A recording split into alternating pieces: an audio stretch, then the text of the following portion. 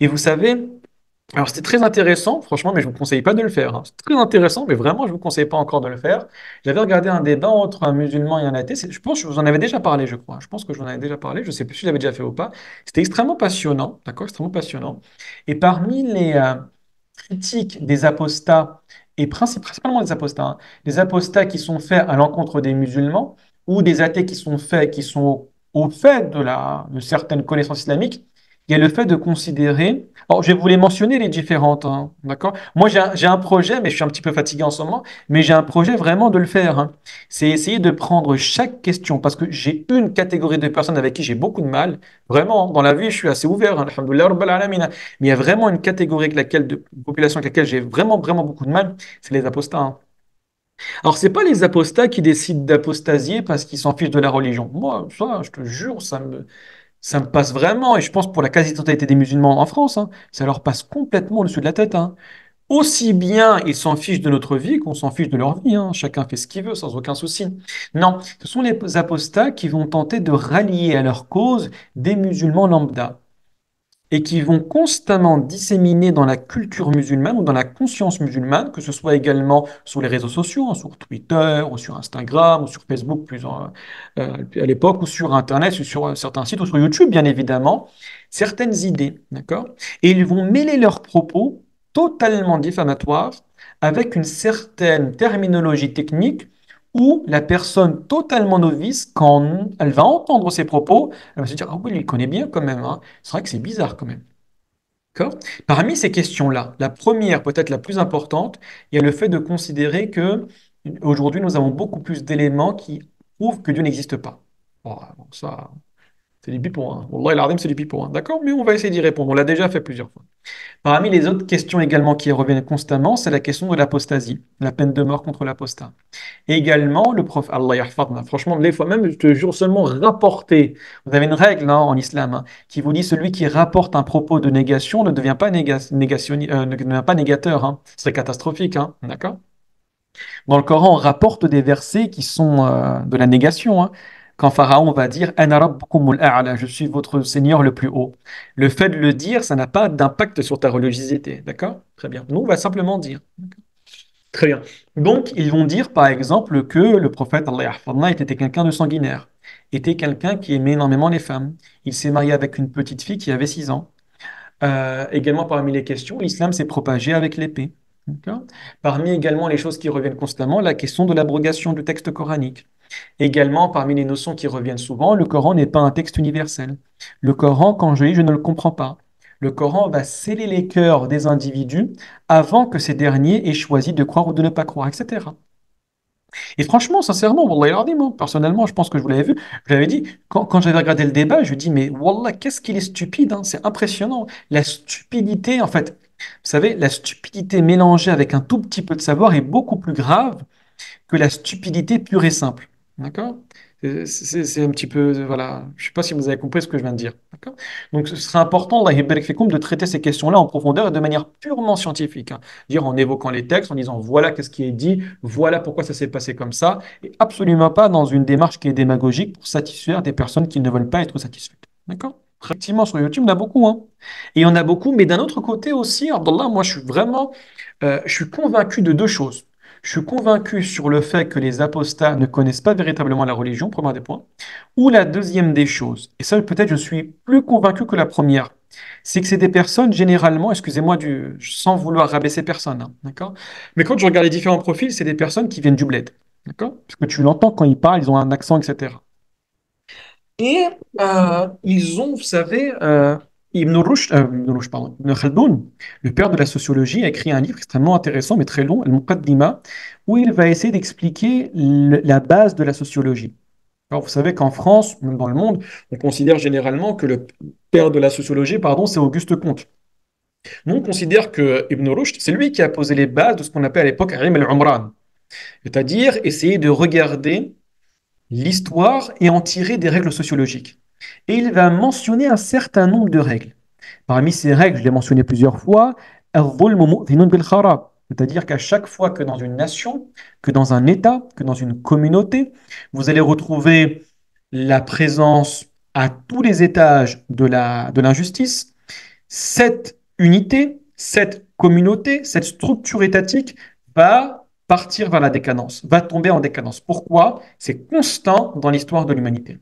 Et également, l'une des explications qu'il a offert, c'est que lorsqu'il y a un conflit entre deux nations, la nation qui a perdu va constamment considérer que le victorieux est le modèle de référence. D'accord? Et ça, franchement, il suffit simplement, Allah barik fikum, hein, d'aller dans un pays arabe, arabo-musulman pour voir à quel point on considère l'Occident comme l'alpha et l'oméga de la vérité. Il faut parler comme eux, il faut s'habiller comme eux, il faut penser comme eux. D'accord? Donc, ce sont des personnes qui ont été couronnées par cette vision, qui ont eu un choc peut-être psychologique par rapport à la pratique de la religion. Vous savez que malheureusement, dans beaucoup de pays musulmans, l'islam est enseigné de manière totalement problématique, hein.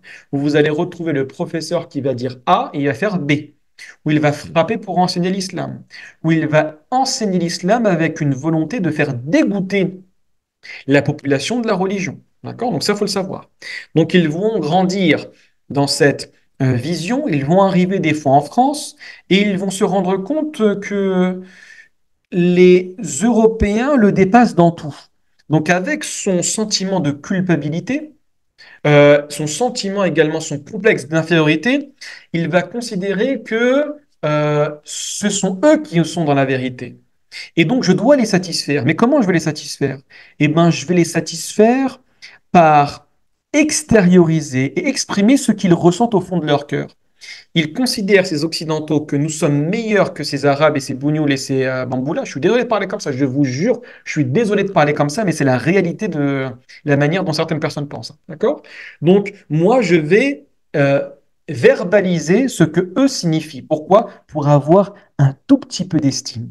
Parce qu'il n'y a que ça, il n'y a que dans la connaissance de l'islam que je vais les dépasser. Vous voyez ce que je veux dire ou pas? Donc ils vont les satisfaire. C'est la raison pour laquelle par la suite, tu les vois, hein, quand ils se prennent en photo. La première des choses qu'ils font constamment quand ils se prennent en photo, et je l'ai fait hein, sur Twitter, j'ai regardé, hein, c'est qu'ils vont se poser avec un petit bout de cochon et avec un verre d'alcool pour dire indirectement que la manière de s'émanciper, c'est uniquement par la consommation du cochon et c'est pas la consommation de l'alcool.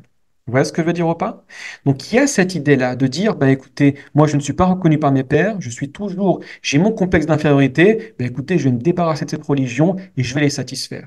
Il n'a pas réussi dans l'écriture, il n'a pas réussi dans ses études, il n'a pas réussi dans la vie mondaine. Eh bien, il va essayer de réussir avec cette porte-là. C'est pour ça, si véritablement tu considères que l'islam est excusez-moi du terme, mais c'est une religion, c'est une supercherie, ben écoute, fais ta vie, trouve une passion. T'aimes bien faire du surf? Va faire du surf, va à Decathlon, va t'acheter un surf, d'accord? On va faire de la plongée, on va faire du tir à l'arc. Pourquoi tu tabasses constamment sur l'islam? Pourquoi? Très bien. Et la deuxième des choses, pourquoi tu refuses de débattre avec des personnes qui sont compétentes? Parce qu'ils ne débattent pas avec des personnes qui sont compétentes. Ils vont débattre simplement avec des personnes qui vont justifier la position haineuse des Européens contre l'islam. C'est-à-dire des personnes, parce que, alors deuxième chose, je vais vous expliquer pourquoi je dis ça. Parce que moi, je suis convaincu également d'un autre côté qu'on vit actuellement notre Moyen Âge, hein.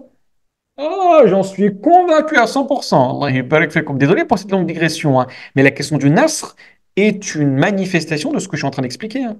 On vit, quand vous regardez, vraiment un jour, perdez votre temps, vraiment perdez votre temps sur les réseaux sociaux. C'est-à-dire volontairement aller surfer sur les questions qui sont débattues au sein de l'islam et regardez les vidéos qui font le plus de vues, c'est-à-dire celles qui vont susciter le plus d'intérêt. C'est quoi? C'est des vidéos sur l'aspect extérieur, l'habit. C'est des vidéos sur des fois l'alimentation. C'est des vidéos sur les signes de la fin des temps. C'est des vidéos, la dernière fois je regardais une vidéo, wallah, c'était quelqu'un qui faisait une interview, il expliquait comment il a fait une ruqyah et qu'est-ce que disait le djinn, etc.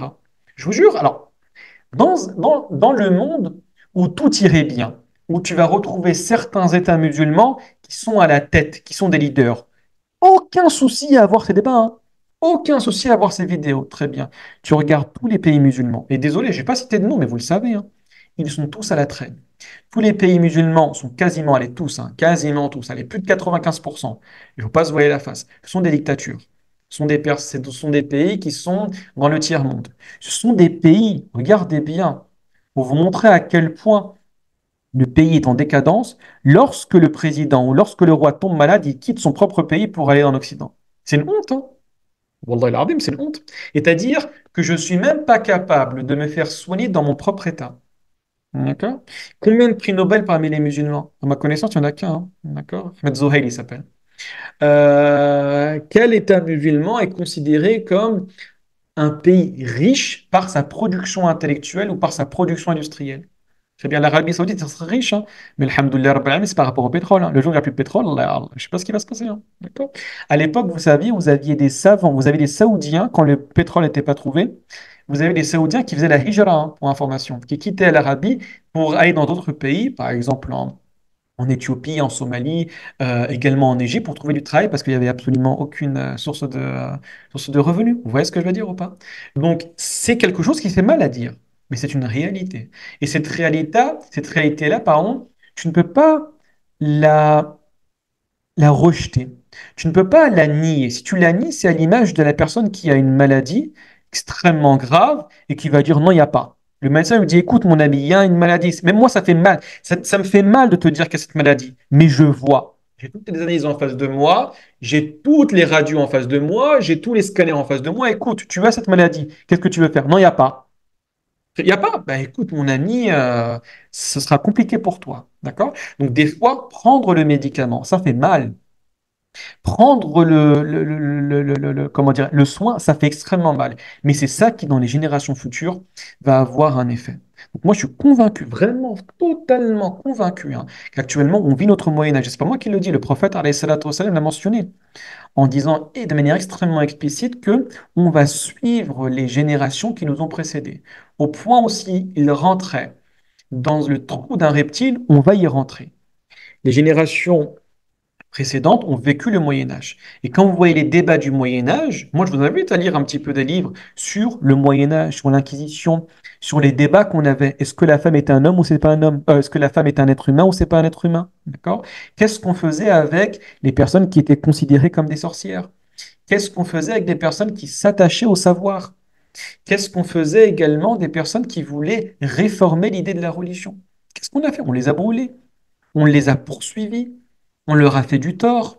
On considérait qu'à l'époque, hein, ah bon, c'est un petit peu délicat, c'est un petit peu sensible de traiter cette question-là qu'on verra plus tard, Inch'Allah, ta'ala, peut-être, d'accord?